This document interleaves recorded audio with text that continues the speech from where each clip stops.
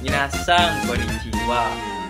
Watashi wa Muhammad Zidan Asaki desu. Zidan Toyonde Kudasai. Di sini saya akan membahas sistem kemasyarakatan Jepang. Pernah nggak sih kalian heran, kok bisa ya masyarakat Jepang itu begitu tertib, rukun, dan teratur? Nggak ada yang nyerobot antrean, jarang buang sampah sembarangan, dan selalu minta maaf walau nggak salah. Apaan sih rahasianya? Hari ini, aku akan ngajak kalian menyelami sistem kemasyarakatan Jepang. Dan ternyata, kuncinya ada pada nilai-nilai sosial dan budaya yang sudah mendarah daging di kehidupan sehari-hari mereka. Jepang itu bukan negara yang terlalu mementingkan aku, tapi lebih ke kita. Nilai ini disebut kolektivisme, dan kunci utamanya adalah konsep wa, yang artinya harmoni. Dalam budaya Jepang, menjaga hubungan baik dengan sesama itu jauh lebih penting daripada menunjukkan pendapat sendiri.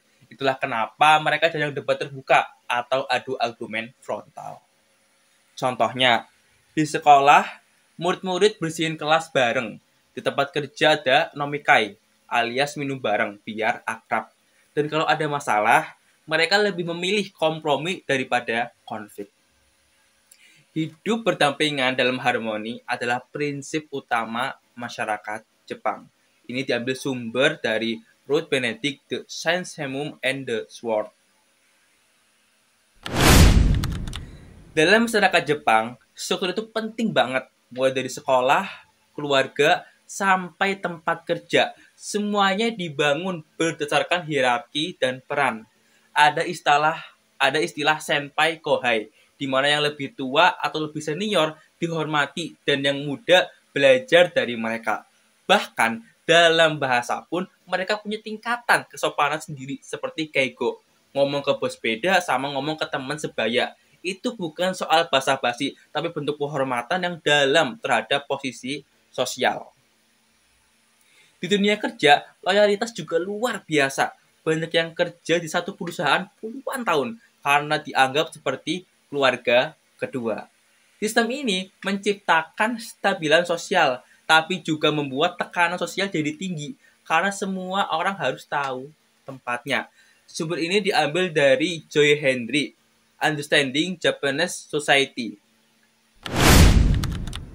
Di masa lalu, laki-laki Jepang identik dengan kerja, perempuan di rumah. Tapi sekarang, situasinya mulai berubah.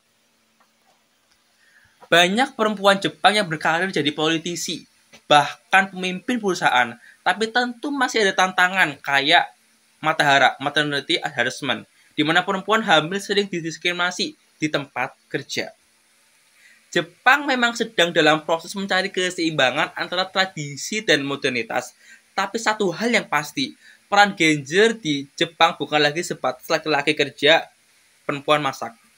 Sumber ini diambil dari Yoshio Sugimoto, An Introduction to Japanese Society. Yang Jepang spesial adalah kekuatan komunitas. Di lingkungan tempat tinggal ada sistem chonaikai, organisasi warga yang aktif urus keamanan acara lingkungan sampai bantu saat bencana.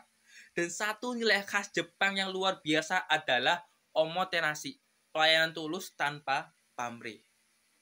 Kalau kamu ke restoran, ke hotel, bahkan ke kombini, minimarket, pelayanannya bisa bikin kamu ngerasa seperti tamu istimewa.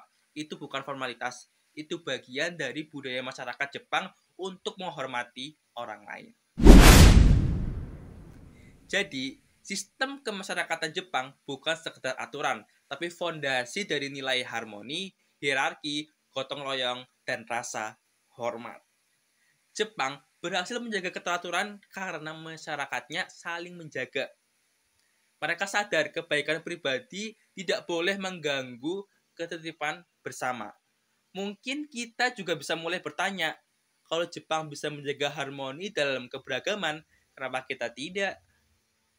Terima kasih telah menyimak dan semoga wawasan ini bisa menginspirasi kita semua untuk membangun masyarakat yang lebih baik. Arigato gozaimashita.